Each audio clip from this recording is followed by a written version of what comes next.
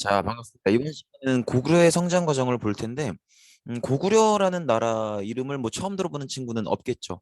그리고 없어야죠. 우리가 지난 시간에 이미 고구려를 봤죠.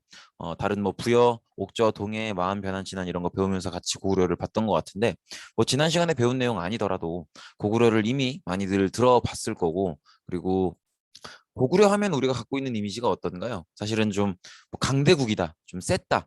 그나마 삼국시대 중에 제일 강력했고 삼국시대를 포함해서 우리나라 역사 전체를 이렇게 돌아봐도 고구려만큼 넓은 영토를 차지했었던 나라는 없었죠. 그만큼 좀 우리한테는 강한 나라로 이렇게 인식이 되어 있는데 우리가 지난 시간에 배울 때도 좀 이렇게 국방력, 군사력에 좀 특화되어 있다, 싸움 잘하는 나라 이런 얘기를 했었던 것 같아요. 근데 한번 이제 이번 시간에 고구려가 어떤 식으로 건국하고 성장되었는지를 천천히 한번 살펴보도록 합시다. 음, 일단 고구려가 건국된 지역은 압록강 유역이었는데 일단 고조선이 한나라의 침략을 받아서 멸망을 하죠. 그리고 한나라는 고조선이 무너진 자리에 네 개의 군현을 설치하게 되죠. 그걸 우리가 한사군이라고 부르죠. 근데 이게 그 지역에 원래 살고 있던 한반도에 원래 살고 있던 토착민들, 그러니까 우리나라 사람들이죠. 이 토착민들이 한사군이 설치되고 나서 한사군을 몰아내기 위해서 계속 저항을 합니다. 그 저항하는 과정에서 이제 나름대로 정치력도 성장을 하고, 그러니까 혼자 싸워서 이겨낼 수는 없는 거니까 한사군이라는 군현을 맞서 싸우려면 우리도 조직화되어야겠죠. 그러니까 되게 나름대로 정치력도 성장을 하고 그러면서 이 한사군과 맞서 싸우는 과정에서 나름대로 우리도 새로운 나라를 건국할 수 있는 그런 밑바탕이 형성이 되는 거죠. 그래서 고구려를 건국할 수 있는 밑바탕도 이때 형성이 되고, 그리고 설화에 따르면 부여의 고주몽이라는 인물이 이제 더 남쪽으로 내려와서 뭐 설화에 따르면 그렇죠.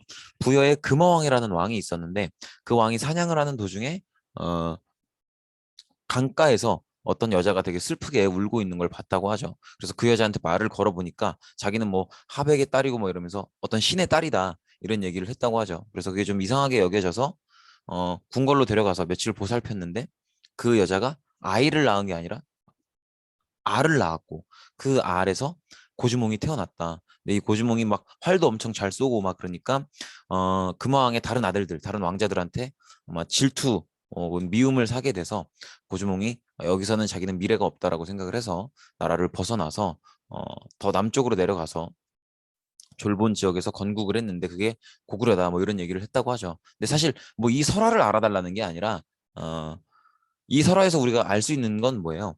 고구려를 건국한 집단이 아마 부여에서 빠져나온 집단이 아니겠느냐 하는 추정인 거죠. 그래서 실제로 우리가 지난 시간에도 부여와 고구려는 문화적 공통성이 굉장히 많다 이런 얘기를 했었죠. 어쨌든 부여에서 내려온 걸로 보이는 인물인 고주몽이 중심이 돼서 졸본 지역에 자리를 잡고 고구려를 건국하게 됐죠. 이 지역이 졸본입니다. 지금 보이시죠?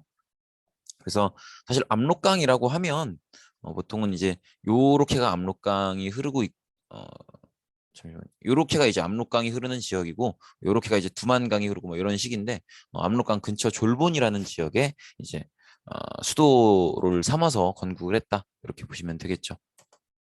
그리고 이제 어, 고구려가 건국된 이 졸본이라는 지역의 특징을 보면 부여와 마찬가지로 중국이랑 굉장히 가깝기 때문에 중국 문화를 받아들이기에 수용하기에 굉장히 유리한 지역이고, 그리고 또 부여랑은 조금 다른 게 부여나 고구려나 되게 북방 지역이긴 한데 부여는 되게 평야지대예요. 그런데 고구려가 있는 이 지역은 백두산이 있기도 하고 굉장히 개마고원 뭐 이런 게 있는 굉장히 산악 지역이에요. 그렇기 때문에 부여보다는 남쪽이긴 하지만 오히려 부여보다 더 추워요. 그게 이제 산악 지역이라서 그렇거든요. 사실 그렇잖아요. 우리도 막 인터넷 같은 데서 보면 막 모스크바보다 철원이 더 춥고 막 이런 거 볼 때 있죠. 그게 왜 그러냐면 모스크바나 이쪽이 더 북쪽이긴 하죠. 그런데 철원이 더 산악지대거든. 그만큼 산악지대는 추워요. 왜 춥다는 얘기를 하냐면 산악지대면 산악지대이기 때문에 이렇게 외적이 침입하기 어렵고 그런 장점은 있지만, 그래서 방어에 유리하죠. 그런 장점은 있지만 농사가 잘 안 돼요. 근데 이 얘기는 이미 전 시간에 했었죠. 그리고 또 이 지역의 중요한 특징이 뭐냐면 여기 나오고 있다시피 철광석이 굉장히 많아요. 그래서 좀, 좀 과장하면 정말 땅에 자석되면 붙는다 이런 얘기가 있을 정도로, 물론 이건 이제 굉장한 과장이죠. 근데 그만큼 철광석이 굉장히 많이 매장되어 있는 곳이기도 합니다. 그래서 고구려가 건국된 이 지역의 특징, 굉장히 산악 지역이라는 거. 그래서 매우 춥다는 거. 그래서 농사는 잘 안 되지만 그래도 외적이 침략해 들어왔을 때 방어하기에 유리하고, 반대로 얘기하면 외적들 입장에서는 점령하기 어려운 지역이라는 거죠. 그리고 또 철광석이 매우 많다는 거. 그리고 요 지역 땅 자체가 굉장히 흙이 별로 없고 다 돌이라서 농사 짓기가 힘든 것도 있고요. 어쨌든 철광석이 매우 많다는 거 좀 분명하게 중요하게 기억을 해두세요. 그래서 철광석이 매우 많으면 당연히 철기가 발달할 수밖에 없겠죠. 중국이랑 가깝고 철광석도 많이 매장되어 있고 그럼 당연히 철기가 발달하겠죠. 그래서 이런 것들을 바탕으로 굉장히 무기를 다루는 능력, 무기를 만드는 능력, 이런 것들이 뛰어나게 발달이 되면서 활발한 정복 활동을 국가 초부터 해왔었던 그런 나라입니다. 그래서 우리가 지난 시간에 봤듯이 건국 초 시점부터 막 옥저를 끊임없이 공격해서, 그래서 옥저는 제천 행사도 없었잖아요. 그래서 이렇게 옥저를 끊임없이 공격하는 활발한 정복 활동을 했었다. 이런 모습을 우리가 봤었고요. 그다음에 변화가는 과정을 보면 처음에 졸본 지역에서 건국을 했다가 세력이 점점점 커지면서 국내성으로 수도를 옮기게 됐는데, 국내성으로 구체적으로 언제 옮겼는지는 학자들마다 조금 이견이 있어요. 그래서 그냥 건국 초에 옮겼다, 이렇게만 이해하시면 될 것 같아요. 워낙 뭐 무슨 유리왕 때 옮겼다, 뭐 산성왕 때 옮겼다, 태조왕 때 옮겼다, 이렇게 학설들이 분분해서 이걸 지금 수업 시간에 어느 왕 때 옮겼어요 이렇게 가르쳐 드리기는 조금 무리가 있습니다. 근데 그렇게 많이 옮긴 건 아니에요. 뭐 지금 지도에서 보시듯이 그렇게 멀리 떨어진 지역이 아니고 바로 옆으로. 근데 졸본보다는 국내성이 조금 영역이 넓어요. 그래서 졸본보다는 조금 더 규모가 커진 다음에 국내성으로 수도를 옮겼다, 이렇게 보시면 되겠고, 그 뒤로 이제 정복 활동을 좀 더 활발히 해서 주변의 작은 나라들도 정복을 하고, 또 중국의 한나라가 설치했었던 한 9년에도 좀 더 열심히 대항하고 이런 모습을 보였다. 그래서 세력이 조금 더 커졌다, 이렇게 생각하시면 되겠죠. 그리고 이제 본격적으로 태조왕 시점부터 하나의 어엿한 국가로서 성장을 해 나가는 건데, 그래서 이제 태조왕 때부터 태조라는 이름을 붙여주는 거예요. 보통 한 나라의 건국자인 왕한테 태조라는 이름을 붙여주거든요. 근데 고구려는 아니었죠. 고구려는 태조왕이 건국자가 아니죠. 건국자는 주몽이죠. 근데 왕 이름으로는 동명성왕이라고 하죠. 근데 태조왕 때부터 사실상 본격적인 국가 체계를 갖췄다고 보기 때문에 태조왕한테 태조라는 이름을 붙여준다고 이해하시면 될 것 같아요. 근데 이때부터 이제 왕권이 본격적으로 강화되기 시작하고 왕을 중심으로 중앙 집권 체제가 마련되기 시작합니다. 그래서 사실은 태조왕 이전에는 고려에 되게 여러 개의 부족들이 있었는데, 우리가 앞서 배웠던 오부로 통합된 게 이때예요. 그래서 무슨 계루부, 전로부, 소노부, 관노부, 순노부 이런 걸 외워달라는 건 아니고요. 어쨌든 5개의 부로 확립이 된 게 태조왕 때다. 그러나 이때도 여전히 이 5개의 부의 대표들, 족장들은 나름대로 굉장히 강한 권력을 가지고 있고, 우리가 이전 시간에 배웠던 것처럼 이 부의 족장들끼리 모여서 재가회의를 하면서 굉장히 국가의 중대사를 결정하는 모습은 아직도 유지가 되고 있어요. 그러니까 태조왕 때 왕권이 강화됐다고는 해도 다른 족장 세력들을 압도할 만한 수준은 아직은 아니라는 거죠. 그렇게 보시면 되겠고, 나름대로 정복 활동을 되게 활발히 해서 옥저를 그냥 괴롭히는 선에서 끝내지 않고 아예 정복해버린 게 태조왕 시점이에요. 그리고 옥저와 더 나아가서 동해까지도 이 시점에 정복을 하고요. 그다음에 요동 지역으로 진출을 굉장히 시도하려고 노력을 많이 합니다. 그래서 요동 안에 서한평이라는 지역을 공격했다 보통 이렇게 표현하는데, 어쨌든 요동을 진출하는 데 성공하게 됩니다. 그래서 요 지역, 옥저와 동해 지역을 차지하고 또 요동도 공격했다. 근데 요동은 차지하지는 못해요. 공격을 시도해 보는 거지. 어쨌든 그런 부분들 기억하시면 좋을 것 같고요. 그리고 잠시만요. 그리고 이제 고국천왕 때부터가 정말 중요하게 기억해야 될 내용들이 많이 나와요. 그래서 일단 첫 번째로 봐야 될 내용이, 태조왕 때만 해도 그 부족의 이름이 들어가 있었죠. 계루부, 순노부, 전로부, 연노부 이런 것들이 들어가 있었는데, 고국천왕 때는 이 부서의 이 부족의 이름을 빼고 거기다가 방위명을 넣게 돼요. 중부, 동부, 서부, 남부, 북부. 이건 이제 부족의 어떤 개성을 없애라는 거거든요. 이 얘기는 무슨 얘기냐면, 이제 더 이상 고구려가 부족들이 연합하여 있는, 부족들의 연합국이 아니라 중앙 정부가 명확하게 서 있고, 그리고 나머지는 행정화되어 있는 그런 나라라는 걸 보여주는 거죠. 그래서 부족적 오부에서 행정적 오부로 옮겨오는 게 또 이 시점이기도 합니다. 그래서 이렇게 부족의 이름을 없애고 국가 전체의 지방제도를 방위명 오부로 성립했다는 건 그동안의 부족 연합체적 국가에서, 즉 부족의 대표들이 왕권을 어느 정도 제한하는 그런 국가였다가 이제 부족들의 의미는 없어지고 부족장도 권력이 없어지고 그리고 행정적인 오부로 넘어가면서 왕권이 절대화되는, 왕권이 압도적으로 강해지는 그런 시점이라고 보시면 되겠습니다. 그리고 왕권이 강해지는 게 또 티가 나는 게 왕의 계승 방식이 형제 상속에서 부자 상속으로 넘어오게 됩니다. 사실 요거는 뭐 간단하게 생각하면 이런 거예요. 어느 사람이나 물론 자기 형제가 좋지만 자기 자식이 당연히 더 사랑스럽죠. 그런데 자기 왕으로서의 힘이 자기 왕위를 자식한테 물려줄 만큼이 아직은 안 되기 때문에 형제한테 물려주는 거거든요. 그러니까 쉽게 생각하면 이 나라에서 내가 왕인데 내 아들보다 내 동생의 힘이 아직은 더 센 거예요. 그만큼 왕권이 아직 강하지 못한 거죠. 그렇기 때문에 형제 상속을 하는 건데 이제 왕권이 압도적으로 강해져서 내 형제를 건너뛰고 내 아들한테 바로 물려줄 수가 있게 된 거죠.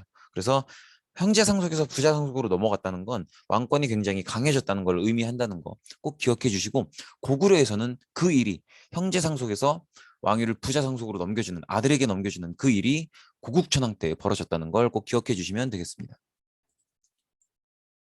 그리고 고국천왕 때 굉장히 중요하게 기억해야 될 내용 중에 또 다른 하나가 이거예요.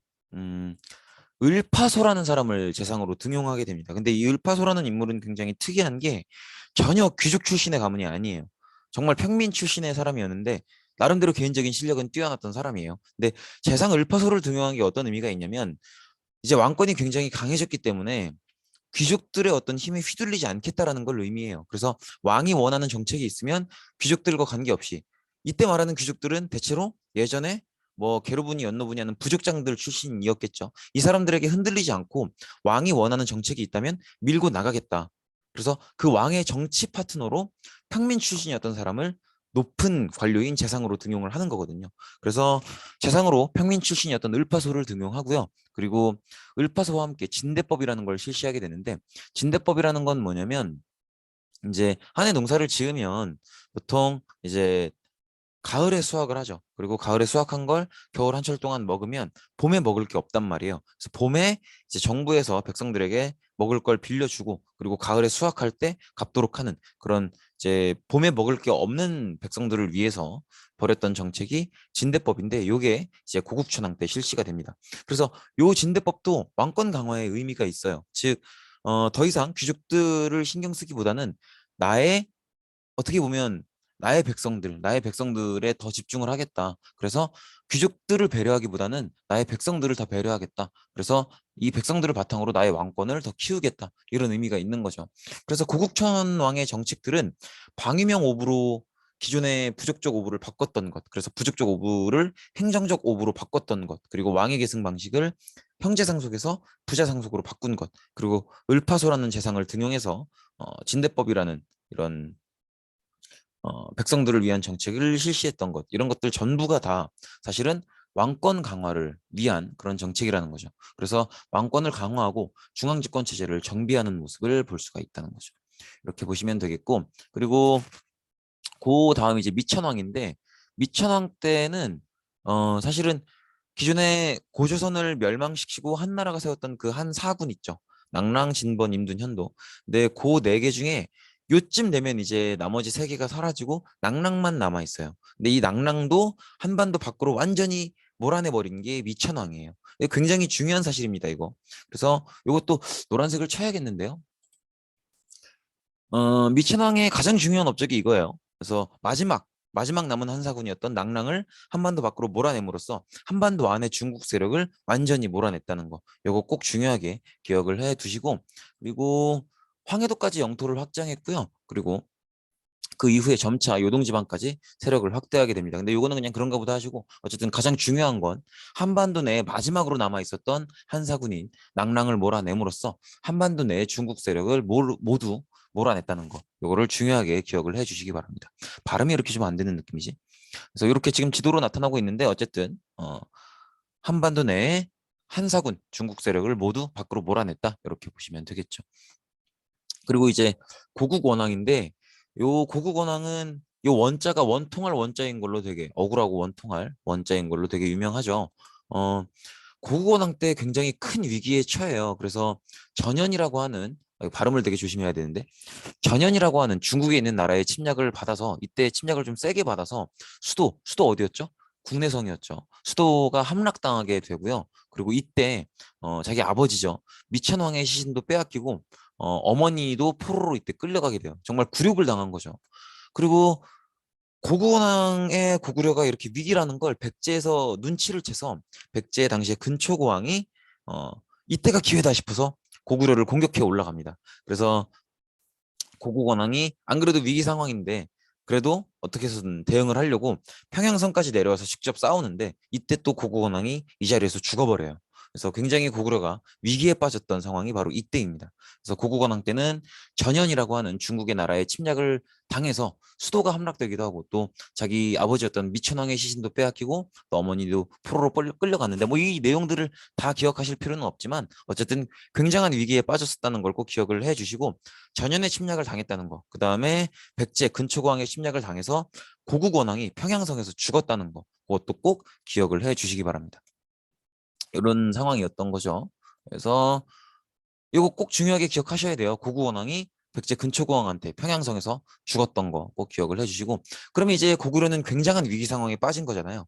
그러면 고국 원왕 다음에 누군가가 왕으로 즉위를 한다면 그래도 다행히 왕이 죽었는데 나라가 멸망은 안 한 게 되게 다행이죠. 어쨌든 고국 원왕 다음에 올라오는 왕은 정치적인 목적이 분명해지죠. 위기에 처한 고구려를 회복시킬 것, 위기에서 빠져나올 것. 이게 그 다음에 즉위할 왕의 목적이 되겠죠. 그 역할을 담당했던 게 바로 소수림 왕이에요. 그래서 소수림 왕의 정치적인 목적은 딱 하나예요. 뭐? 고국 원왕의 위기를 극복할 것. 그래서 소수리망은 국력을 강화하는 데 굉장히 집중을 하고요. 그리고 실제로 많은 성과를 냅니다. 그래서 일단은 불교를 수용합니다. 중국에 있는 전진이라는 나라로부터 불교를 받아들이고요. 그래서 이 불교를 통해서 사실 그 전에 종교는 중구난방이었어요. 막 되게 백성들이 전통신앙 믿고 그냥 뭐 정말 그런 식이에요. 뭐 이렇게 식사를 해야 될 때는 주방에 신께 기도드리고 그리고 뭐 또 이렇게 마을 어귀에 나가면 커다란 나무에다가 이렇게 뭐 줄 같은 거 걸어놓고 나무 신께 기도드리고 정말 중구난방이었는데 이제 소수리망이 불교를 받아들인 뒤부터 고구려 전체 백성들의 사상을 불교를 중심으로 통합할 수 있었던 거죠. 그리고 이 불교라는 하나의 종교를 중심으로 백성들의 모든 사상을 통합하면 그리고 왕족의 권위를 이 불교랑 조금이라도 묶어서 설명을 하면 왕실의 권위가 굉장히 올라가게 돼요. 왜냐면 모든 백성들이 이제 불교를 믿게 됐으니까. 그래서 불교를 받아들임으로써 왕실의 권위를 굉장히 높이고 왕권을 강화하고요. 그다음에 태학이라는 걸 설립해요. 근데 이것도 되게 쉽게 생각할 수 있는 부분이죠. 왜냐하면 국가가 강해지려면 그 국가 안에 있는 사람들이 유능해야 될 거 아니에요. 그러려면 사람들이 유능해지려면 잘 가르쳐야겠죠. 그러니까 이걸 위해서 태학이라는 걸 설립해서 여기서 사람들을 계속 가르쳐서 국가가 성장하는 데 필요한 인재를 양성하는 거죠. 태학은 오늘날의 대학 생각하시면 돼요. 물론 이제 가장 중심된 교육 내용은 거의 유학인데 어쨌든 태학을 설립해서 사람들을 가르쳐서 이 사람들이 나중에 국가가 발전하는 데 기여할 수 있도록 교육을 하는 거죠. 그래서 교육기관으로서 태학을 설립했다. 이렇게 보시면 되겠고 그다음에 율령을 반포하게 되는데 율령은 조금 단어가 생소하실 수도 있는데 그냥 간단하게 말해서 법이라고 생각하시면 돼요. 그래서 국가를 통치할 수 있는 법을 마련해서 국가가 체계적으로 운영될 수 있도록 그리고 사람들이 뭔가를 잘못하면 처벌받는다는 걸 깨닫고 잘못하지 않을 수 있도록 이런 대안들을 마련해 놓는 거죠. 그래서 소수림왕 때 국력을 다질 수 있는 국가의 힘을 키울 수 있는 이런 지금 보고 계시는 여러 가지 정책들을 실시한다는 거. 불교도 받아들이고 또 태학도 설립하고 또 율령도 반포해서 법을 정비하고 이런 모습들을 보였었다라는 걸 기억하시면 되겠습니다. 그래서 이렇게 소수림왕 때 왕권을 강화하고 중앙집권 체제를 정비함으로써 고구려가 그동안 고구려왕 때 위기를 겪었지만 이 위기를 극복하고 더 멀리 더 강하게 나아갈 수 있도록 하는 발판을 다져놨다. 이렇게 보시면 될 것 같아요. 그리고 요거는 이제 한 걸음 더 들어가는 내용인데 요게 지금 보고 계신 내용을 외우거나 그럴 필요는 없고요. 어쨌든 고구려의 기본적인 통치 조직을 소개하는 거예요. 지배층은 기본적으로 왕족이었던 고씨가 있고 그다음에 과거에 연노부, 소노부 뭐 관노부에 있었던 그 오부의 지배층 출신들이 보통 귀족이 되고요. 그다음에 아까 말씀드렸던 것처럼 그 오부의 부족장들이 모여서 하는 회의였었죠. 그 제가 회의가 귀족 회의로서 역할을 하게 되고 중앙 정치는 이제 대대로라는 이름의 관직이 이제 재상 역할을 맡게 되고 그다음에 그 아래로 10개 정도의 등급의 관리가 있고 그다음에 지방 행정은 이제 수도 5부, 지방 5부 이렇게 나눠져 있는데 지금 보고 계시다면은 그냥 그런가 보다 하고 지나가시면 돼요. 그냥 이런 것들도 있다라고 소개만 하는 거니까 뭐 그렇게 중요하게 생각하실 필요는 없습니다. 근데 제가 회의는 중요하게 보셔야 돼요. 왜냐하면 제가 회의는 이미 앞전에 봤던 부분이죠. 그러니까 고구려의 귀족회의가 제가 회의라는 건 중요하게 보시고 나머지 뭐 대대로니 뭐 관리 뭐 수도 5부 지방 5부 이런 것들은 그냥 지나가셔도 괜찮습니다. 이렇게 보시고 오늘 수업은 여기서 마치겠습니다. 네, 고생 많으셨습니다. 좋은 글이니까 한 번씩 읽어보세요.